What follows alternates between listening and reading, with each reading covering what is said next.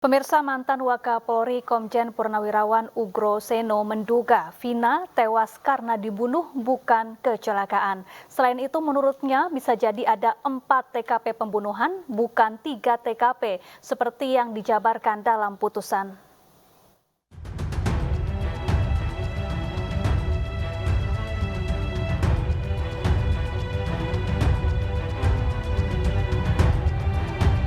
Mantan Wakapolri Komjen Pol Purnawirawan Ugro Seno mencium kejanggalan dalam kasus Vina dan Eki. Menurutnya, alur cerita kematian Vina dan Eki seperti direkayasa. Ia menduga kematian Vina dan Eki berkaitan dengan profesi Ibtu Rudiana sebagai polisi.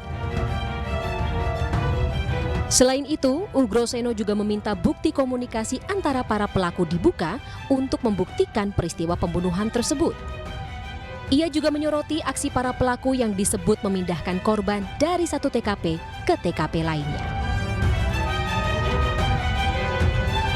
Adapun dalam putusan disebut ada 3 tempat kejadian perkara terkait kasus ini.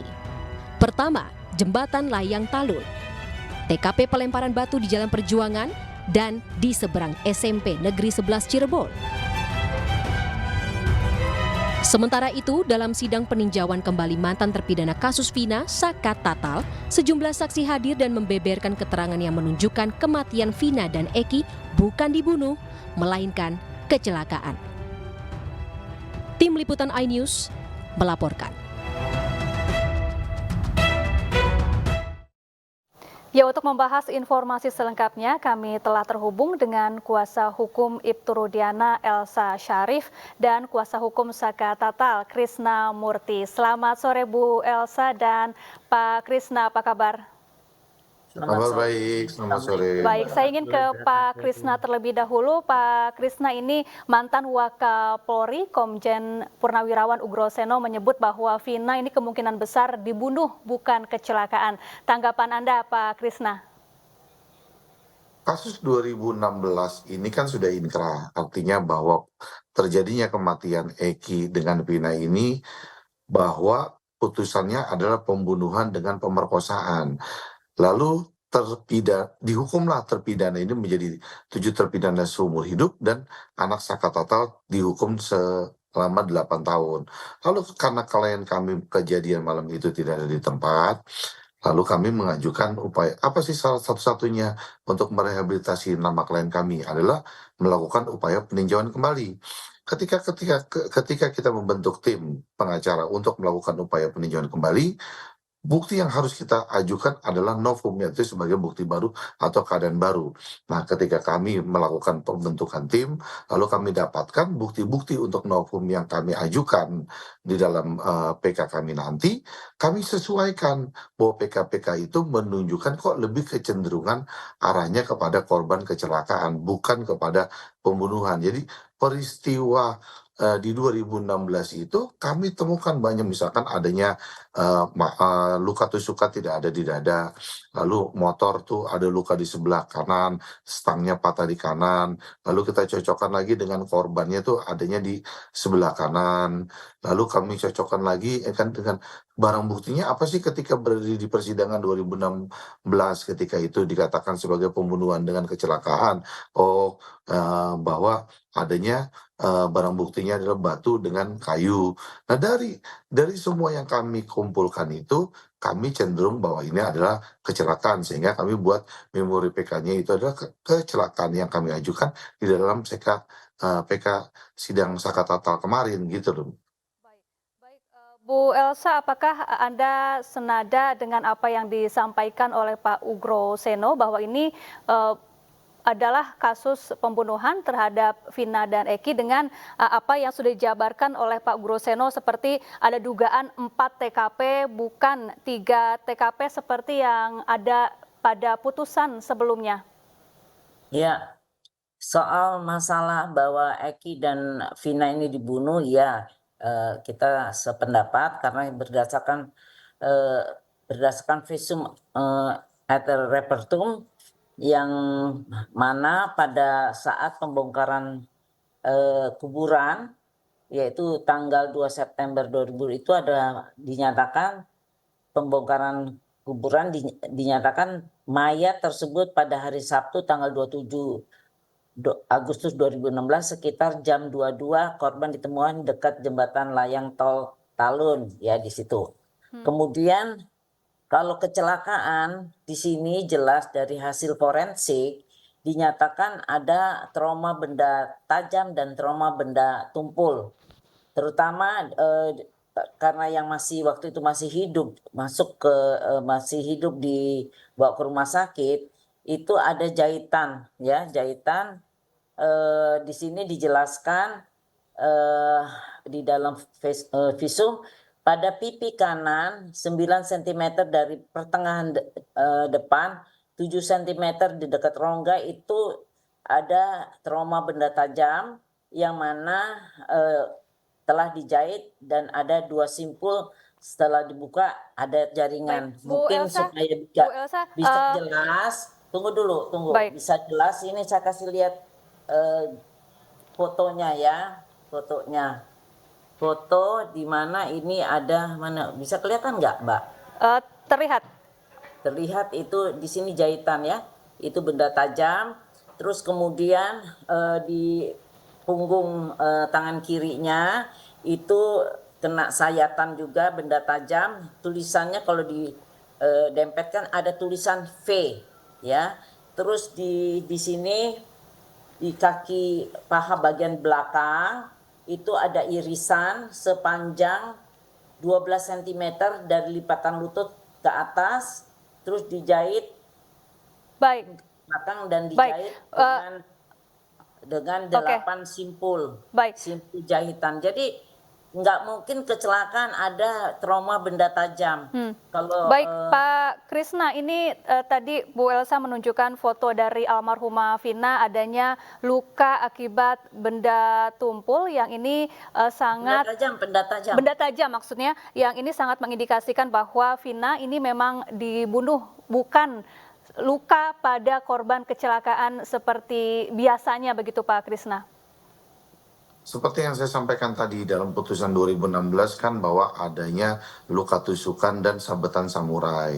Tapi kan kami lihat bahwa keadaannya Eki sendiri di situ dan hasil visumnya juga di situ kan tidak menunjukkan adanya luka tusukan dan luka sabetan samurai. Kenapa kami bisa lebih meyakinkan lagi ini adalah peristiwa kecelakaan? Dari saksi-saksi fakta yang kemarin kami hadirkan di situ kan juga banyak yang telah mencabut keterangannya.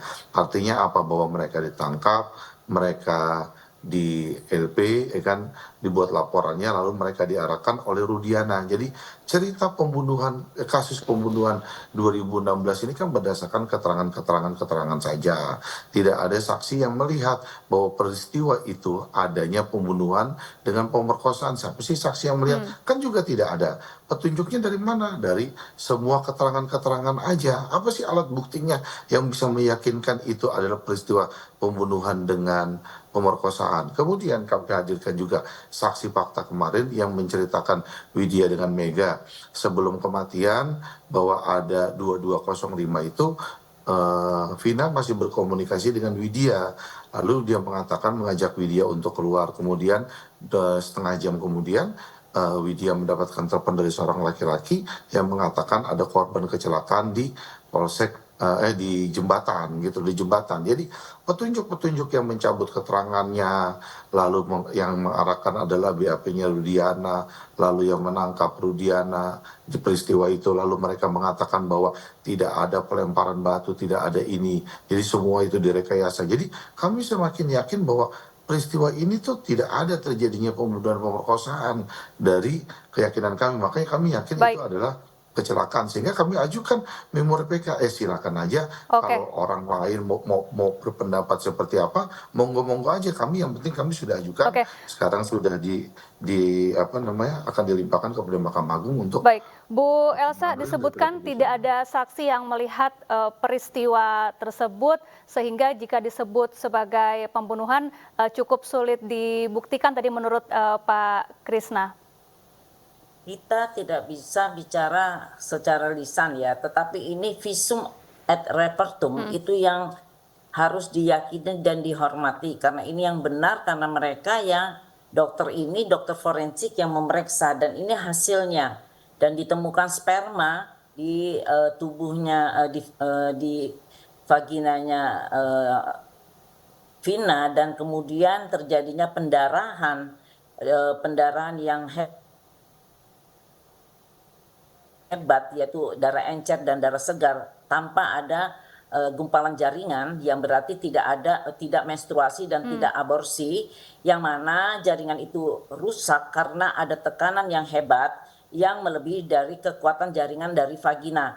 Ini kan yang itu dokter yang di bawah sumpah jabatannya ini nggak ada istilahnya Rudiana, karena ini kan prosesnya dari Polda Jabar, yang mana itu sumpah jabatannya dan memeriksa Baik, periksa dalam oke. ya, periksa dalam dari jenazah ya, Baik. apalagi sudah 9 hari Oke. ya di situ. Oke, Pak Krisna, ini sebelumnya tim Anda meyakini bahwa almarhumah Vina sedang dalam kondisi menstruasi di malam kejadian, namun dari hasil visum dokter disebutkan bahwa Untuk forensik ya. darah yang ada pada tubuh Vina ini merupakan pendarahan akibat luka yang dialaminya. Kami juga tanyakan itu kepada rekan ahli yang kami hadirkan. Jadi peristiwa 2016 ini kan tidak ada saksi yang melihat ya kan, bahwa terjadi pemerkosaan dengan pembunuhan. Kedua, tidak ada sidik jari. Ketiga, tidak ada darah. Keempat, tidak ada CCTV yang dibuka. Lalu kelima, tidak ada handphone komunikasi yang dibuka. Lalu yang terakhir adalah yang melihat kejadian, yang melaporkan bahwa itunya ada Aib dan Dede juga tidak dihadirkan. Nah, ketika kami tanyakan kepada ahli kami juga kemarin forensik, apakah sebuah sperma ini dapat menunjukkan bahwa itu adanya sebuah timbul pemerkosaan, ketika tidak ada saksi yang melihat, tidak ada ini yang tidak ada latar belakangnya ini dan sebagainya. Ahli juga mengatakan itu belum tentu berpendapat itu terjadinya sebuah peristiwa pembunuhan dengan pemerkosaan. Jadi kami juga tanyakan itu loh kemarin ketika kami hadirkan ahli, Mbak. Baik, Bu Elsa, ini yang menarik dari pertanyaan mantan Wakapolri, Komjen Ugroseno menyebutkan bisa saja ada 4 TKP, bukan TKP seperti yang dijabarkan dalam putusan, bisa saja ada sebuah rumah yang dijadikan sebagai TKP berikutnya. Dan kalau menurut Anda, ini mungkin tidak? Saya berpegang kepada pemeriksaan pengadilan yang eksaminasinya udah cukup tinggi ya, dan masalah pembunuhan jelas kami sependapat. Dan kemudian ini kan ada podcast dari Kang Deddy ya, yang melakukan wawancara kepada pemandi dari jenazah Vina. Ditanyakan apakah dilihat dari waktu mandikan itu pembunuhan atau kecelakaan. Ibu Is ini mengatakan bahwa ini pembunuhan, kondisi tangan dan kaki remuk dan kepala mengalami luka parah. Dan saya juga akan mengatakan bahwa kondisi dari helm yang waktu terpakai dan dibuka oleh Suroto itu, helmnya ada fotonya, misal lagi fotonya itu sama sekali tidak ada goresan. Jadi memang sudah meninggal dipasangin di leher Eki. Kalau mau lihat nih Eki kayak ini sudah dijahit ya, lukanya ini semua sudah dijahit, rahangnya lepas, kepalanya lepas, tapi begitu parahnya kepalanya, tapi helmnya tidak rusak sama sekali. Satu lagi poinnya, bahwa waktu jadi petugas dari Polda juga dari Cirebon juga menemukan handphonenya Vina di kantongnya Eki. Pada kantongnya Eki itu kan celananya Eki sangat ketat ya, sangat ketat. Kalau dia kecelakaan itu handphone hancur, tapi ternyata tidak. Ini kita bisa kasih lihat, ini fotonya ini celananya Eki sangat ketat, dan ini ada berita acaranya. Saya baru menemukan bahwa di celana dalam itu didapatkan handphone. Ini bisa dilihat nggak, Mbak? Itu celananya Eki ya. Oke, Jadi baik. ini sudah di rumah sakit yang sudah dijahit, dan saya lagi mencari pada saat kondisinya waktu dia di TKP yang sudah meninggal. Jadi ya terserah, memang kalau memang PK-nya mau begitu, bagi saya sih nggak ada masalah. Tapi yang jelas Baik. ini Oke. memang sangat sadis ya saya lihat Oke, ini. saya ingin ke Pak Krisna, bisa ditanggapi dari penjelasan Bu Elsa Syarif mengenai foto-foto Kalau yang kita tadi nggak percaya visum reporter gimana sih? ditunjukkan, dan Jadi Pak Krisna, jika memang Anda tetap meyakini bahwa ini adalah kecelakaan, lantas mengapa kemudian dibuat seolah menjadi pembunuhan? Enggak, kita nggak menggeser bahwa kasus pembunuhan ini menjadi kecelakaan. Hanya seperti yang kami ulaskan tadi, bahwa kami hukumnya lebih mengarah kepada bahwa ini adalah kecelakaan. Pak Ugro juga katakan kan bahwa mana mungkin sih seorang seorang pelaku pemerkosaan sudah dilakukan pemerkosaan, lalu sekarang mesti didandanin lagi, mesti dipakein lagi, ya kan, softteknya mesti dibungkus lagi, misalkan ya, celananya naikin lagi. Lalu dengan SDM-nya mereka, ya kan, mereka ini cuman kuli sederhana, kan tingkatnya di bawah, artinya pemikirannya harus merangkai sebuah peristiwa pembunuhan itu mesti susah payah 1 kilo dari belakang showroom harus dibuang lagi seolah-olah ini kecelakaan. Saya sih nggak yakin bahwa mereka tuh ya kan mampu merekayasa seperti kejadian adanya peristiwa pembunuhan. Pak Ugo juga katakan kalau udah dilakukan pembunuhan di situ, diperkosa itu ya ditinggal, mau ngapain sih, kan mesti dibawa-bawa lagi ke apa tuh namanya, ke flyover itu. Kan itu juga dikatakan Pak Ugo seperti itu. Makanya kami bilang, kami dengan melihat bahwa terpidana ini yang hanya seorang kuli, dia mampu merekayasa sebuah pembunuhan secara profesional dengan 2 peristiwa, dari satu pemerkosaan dengan pembunuhan seolah dirangkai jadi kecelakaan. Saya nggak yakin, Mbak, bahwa mereka tuh mampu melakukan itu. Makanya kami masih tetap yakin ini adalah sebuah peristiwa kecelakaan. Baik, baik. Terima kasih Pak Krisna Murti, kuasa hukum Saka Tatal, dan juga Bu Elsa Syarif, kuasa hukum dari Ibtu Rudiana, telah bergabung bersama kami di iNews Sore.